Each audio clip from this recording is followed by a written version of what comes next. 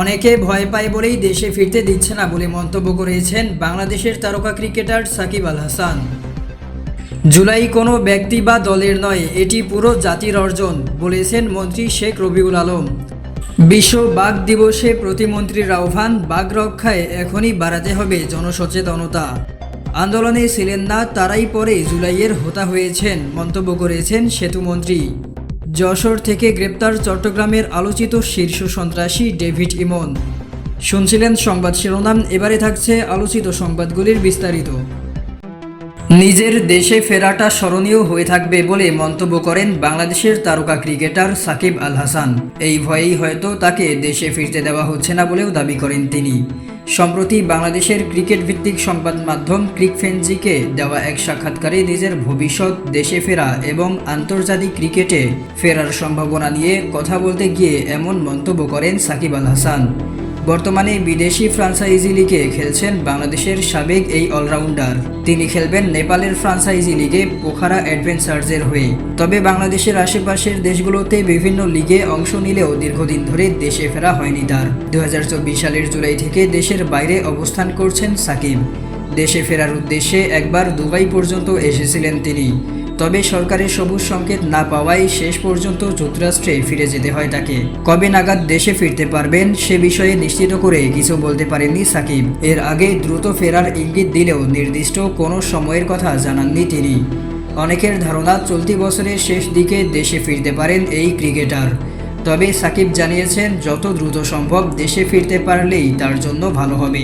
সাক্ষাৎকারে সাকিব বলেন, জানি না, আমি নিউজ অত শুনি না, সুতরাং আমার পক্ষে বলা মুশকিল, কিন্তু আশা করি তাড়াতাড়ি হলে পরের মাসও হতে পারে, তারপরের মাসেও হতে পারে, ডিসেম্বরও হতে পারে, নভেম্বরও হতে পারে, কিন্তু যত তাড়াতাড়ি হয় ততই ভালো আমার জন্য। টি-20 ক্রিকেট থেকে দূরে থাকলেও টেস্ট ও ওয়ানডে থেকে এখনও আনুষ্ঠানিক অবসর নেননি সাকিব। বাংলাদেশের জার্সিতে শেষ টেস্ট খেলতে দেশে ফেরার পরিকল্পনা ছিল তার। দক্ষিণ আফ্রিকার বিপক্ষে মিরপুরে সেই ম্যাচ আয়োজনের উদ্যোগও নেওয়া হয়েছিল। তবে শেষ পর্যন্ত দেশে ফেরার অনুমতি পাননি তিনি। দেশে ফিরতে না পারলেও মিরপুরে নিজের শেষ ম্যাচ খেলার স্বপ্ন এখনও দেখেন সাকিব। তার বিদায়ী ম্যাচ ঘিরে আয়োজন করা গেলে সেটি বাংলাদেশের ক্রীড়াঙ্গনের ইতিহাসে স্মরণীয় হয়ে থাকবে বলে মনে করেন তিনি।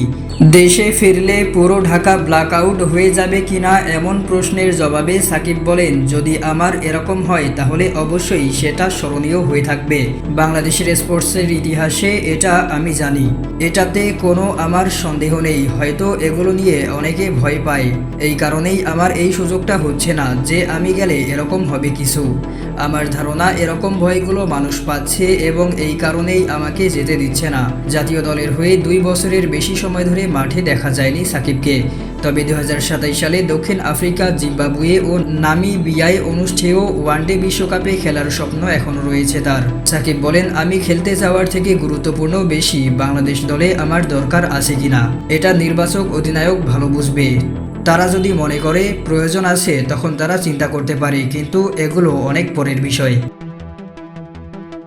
সড়ক পরিবহন, সেতু, রেল ও নৌ পরিবহন মন্ত্রী শেখ রবিউল আলম বলেছেন, জুলাই গণ অভ্যুত্থান কোনো ব্যক্তি বা রাজনৈতিক দলের একক অর্জন নয়, এটি সমগ্র জাতির অর্জন। বুধবার 29 জুলাই ঢাকা কলেজে ৬০ জুলাই শীর্ষক আলোচনা সভায় তিনি একথা বলেন। মন্ত্রী জানান, সরকার জুলাই সনদ বাস্তবায়নে অঙ্গীকারবদ্ধ এবং এ নিয়ে অপরাজনীতির কোনো সুযোগ নেই। তিনি বলেন, জুলাই গণ অভ্যুত্থান জাতিকে আত্মসংশোধন ও গণতন্ত্র প্রতিষ্ঠার শিক্ষা দিয়েছে। একই সঙ্গে তিনি ঢাকা কলেজের বিভিন্ন সমস্যা সমাধানে প্রয়োজনীয় উদ্যোগ নেওয়ার আশ্বাস দেন। বিশ্ব বাঘ দিবস উপলক্ষে মৎস্য ও প্রাণী সম্পদ প্রতিমন্ত্রী সুলতান সালাউদ্দিন টুকু বলেছেন, বাঘ জীববৈচিত্র্যের গুরুত্বপূর্ণ অংশ এবং এ প্রাণী সংরক্ষণে জনসচেতনতা বৃদ্ধি ও নতুন প্রজন্মকে সম্পৃক্ত করা জরুরি। বুধবার বাংলাদেশ জাতীয় চিড়িয়াখানায় আয়োজিত অনুষ্ঠানে তিনি একথা বলেন। তিনি জানান, বর্তমানে সুন্দরবনে 124টি বাঘ রয়েছে এবং সরকার বাঘ সংরক্ষণে প্রয়োজনীয় পদক্ষেপ অব্যাহত রাখবে। একই সঙ্গে বাঘ গণনার বিষয়টি বন বিভাগের আওতাধীন বলেও উল্লেখ করেন প্রতিমন্ত্রী।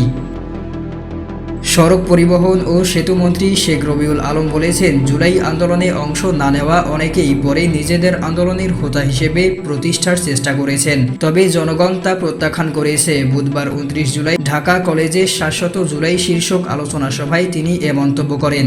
তিনি বলেন, জুলাই গণ অভ্যুত্থান কোনো একক রাজনীতির দলের অর্জন নয়, এটি জাতির সম্মিলিত অর্জন। একই সঙ্গে তিনি দাবি করেন, বিএনপির নেতৃত্বে ছাত্র জনতার আন্দোলনের মাধ্যমে ফ্যাসিবাদী সরকারের পতন নিশ্চিত হয়েছে।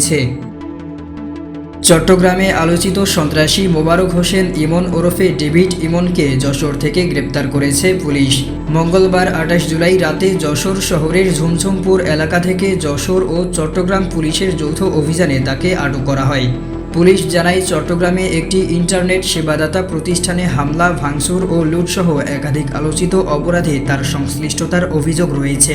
গ্রেপ্তারের পর তাকে জিজ্ঞাসাবাদ করা হচ্ছে এবং পরবর্তী আইনি প্রক্রিয়া চলমান রয়েছে।